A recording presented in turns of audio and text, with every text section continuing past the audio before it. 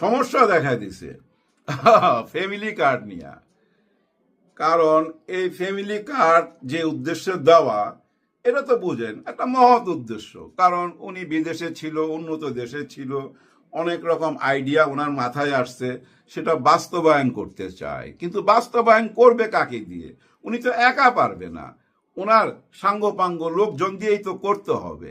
এবং তাদের হাতে যে ফ্যামিলি কার্ডটা দিল, তারা যাদেরকে ফ্যামিলি কার্ডটা দিবে, এর মাঝখানে কি ঘটনা ঘটতেছে একটু দেখাই।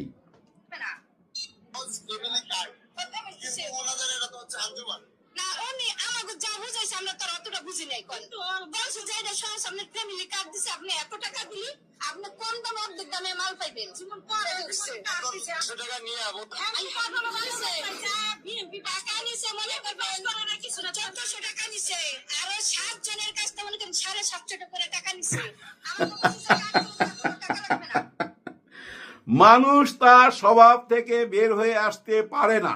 হ্যাঁ, এটাতেই প্রমাণ হইল মানুষ তার স্বভাব থেকে বের হয়ে আসতে পারে না। আপনার মহৎ উদ্দেশ্য আপনি যাদেরকে দিয়া বাস্তবায়ন করবেন, তারা তো আসলে ঠিক না। তারা টেম্পো স্ট্যান্ড এবং বাস স্ট্যান্ড, ওইখান থেকে যে মালটা কামাইতো, ওই মালটা এখন ওই ফ্যামিলি কার্ড দিয়া কামাইতেছে। কত বড় অভিযোগ!